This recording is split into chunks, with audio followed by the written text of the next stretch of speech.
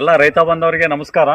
ನಾವೀಗ ಇಲ್ಲಿ ಕೊಂಡಜ್ಜಿ ಹತ್ರ ಕೊಂಡಜ್ಜಿಯ ಕೆರೆಯ ಪಕ್ಕದಲ್ಲಿರ್ತಕ್ಕಂತಹ ಒಬ್ಬ ಶಾಂತರಾಜ್ ಅನ್ನೋರ ತೋಟದಲ್ಲಿದ್ದೀವಿ. ಸೊ ಅವರು ಒಂದು ಹರಿಹರದಲ್ಲಿ ಒಬ್ಬ ವ್ಯಾಪಾರಸ್ಥರವರು. ಈ ತೋಟಕ್ಕೆ ನಾವು ಒಂದು ವಿಸಿಟಿಗೆ ಅಂತ ಬಂದು ನೋಡಿದಾಗ ಇವ್ರ ತೋಟದಲ್ಲಿ ಒಂದು 25 ಎಕರೆ ತೋಟ ಇದು.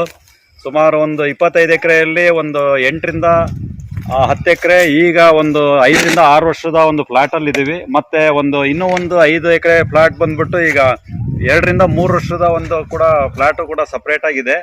ಸೊ ಅದಕ್ಕಿಂತ ಇನ್ನೊಂದು 15 ಎಕರೆದು ಆಲ್ರೆಡಿ ಒಂದು 35 ವರ್ಷದ ತೋಟನೂ ಇದೆ ಇಲ್ಲಿ.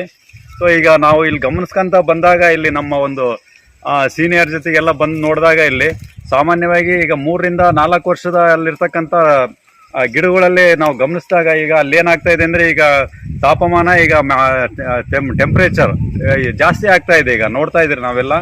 ಸೊ ಆ ಗಿಡಗಳಲ್ಲಿ ಏನು ಕಂಡು ಬರ್ತದೆ ಅಂದರೆ ಈಗ ಮುಖ್ಯವಾಗಿ ಬಿಳಿ ತಿಗಣೆ ಮತ್ತು ವೈಟ್ ಫ್ಲೈಸ್ ಅಂತ ಹೇಳ್ತೀವಿ, ಮತ್ತು ರೆಡ್ ಮೈಟ್ಸು, ಮತ್ತು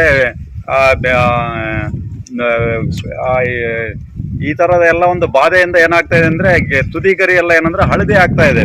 ನೀವೆಲ್ಲ ಗಮನಿಸಿದಾಗ ಗೊತ್ತಾಗುತ್ತೆ ಅದು.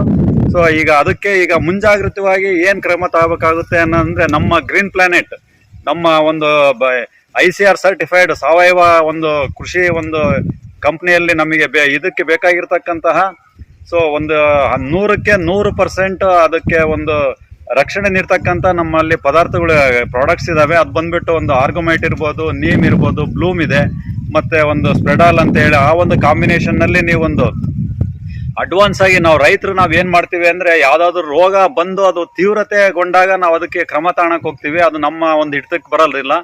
ಮುಂಜಾಗ್ರತವಾಗಿ ನಾವು ಎಚ್ಚೆತ್ಕೋಬೇಕು. ಯಾಕಂದರೆ ಇದು ಅಡಿಕೆ ಏನಿದೆಯಲ್ಲ ಒಂದು ಕಮರ್ಷಿಯಲ್ ಪ್ಲಾಂಟ್ ಇದು. ನಾವು ಇದಕ್ಕೆ ಇಳುವರಿಗೆ ನಾವು ಹೆಚ್ಚು ಒತ್ತು ಕೊಟ್ಟು ನಾವು ಈ ಒಂದು ಕ್ರಾಪನ್ನು ನಾವು ಬೆಳೆಸಬೇಕಾಗುತ್ತೆ. ಸೊ ನೀವು ಈಗ ಈ ಒಂದು ಈಚ್ ಆ್ಯಂಡ್ ಇಂಡಿವಿಜುವಲ್ ಪ್ಲಾಂಟನ್ನು ಕೂಡ ನಾವು ಇಲ್ಲಿ ಗಮನ ಇಟ್ಕೊಂಡು ನಾವು ಇದನ್ನ ನಾವು ಪೋಷಣೆ ಮಾಡಬೇಕಾಗುತ್ತೆ.